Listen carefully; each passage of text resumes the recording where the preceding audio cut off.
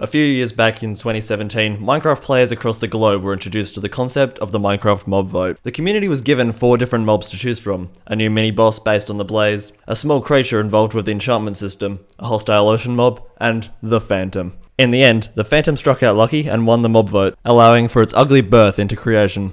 And, for the most part, this mob sucked absolute ass. And today, ladies and gentlemen, we are gonna make it so much worse. To clarify, this video will showcase 4 new mobs added to the end dimension featured in my new mod. So, before we get onto the Phantom, there's 2 new flight-based mobs I would like to introduce. To begin with, let me propose a business idea. As we all know, you can wish upon a star, and of course there's plenty of fish in the sea. But what if we took both romanticized phrases, merged them, and used the love child as a food source for players in the end dimension? I present the Starfish. These mobs come in 2 different variants, large and small, and the Starfish spawns around the outer end islands, and will fly around them as an ambient light show. The Starfish can be hunted by the player to obtain the fish as an item, which can be cooked and eaten. They also have a very rare chance to drop an item called the helium membrane, but more on that in a second. A raw Starfish can be used to control the movement direction for our next mob, which is that balloon looking thing way over there. This next mob is called the Blob. Fun fact about this one, it was created during a Twitch stream from the ground up between myself and Zupa, one of our community members. The Blob can be ridden on by the player and will float up between end islands. Using a Starfish item,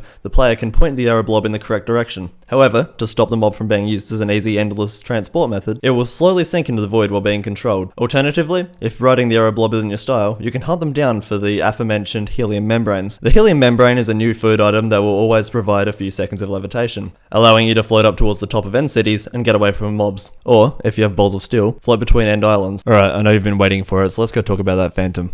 This here is the Arch Phantom, the new worst mob in Minecraft. Originally, this went under the name Enderwing until I changed it later. This mob was also created by my Twitch chat, because for some reason, despite everyone hating Phantoms, we hate ourselves even more. This Phantom variant should spawn in the end, so there isn't really any reason to be worrying about them appearing during sleep deprivation. However, I technically haven't tested it yet, but I'm hoping they won't. This mob will chase down the player at an alarming speed, and without armor, will knock off the top half of the player's health bar. On the chance you find one and kill it though, it can drop a tattered wing. This here is another new item which can be used to craft an elytra if merged with another wing and 2 phantom membranes. However, the skill required to take one of these phantoms down and also get 2 wings would require more effort than just finding an end city, and because of that, I consider it a fairly balanced feature. And now, let's talk about the final end themed addition to the game. So, let me ask you a question. What is the single worst thing in the end? Some of you may say shulkers, endermen, lack of content, and other basic stuff like that. But us professionals say that falling into the void has to be the worst thing that can possibly happen to you in the end dimension. If you said that, you're a very awesome person with a lot of positive traits, I may add. Now, guess what I did? I made falling into the void so much worse. Now, not only do you have the chance to fall into the void from falling off your shoddy bridge, I also added an absolute tank of a battering ram which literally hits so hard a sonic explosion sends you flying back. This here, ladies and gentlemen, is the Void Bull. My pride and joy as possibly the most arrogantly made mob in my mod. With a ripe 200 health, a steady 14 damage, this creature is bound to leave you in tears, begging me to nerf it. And I assure you,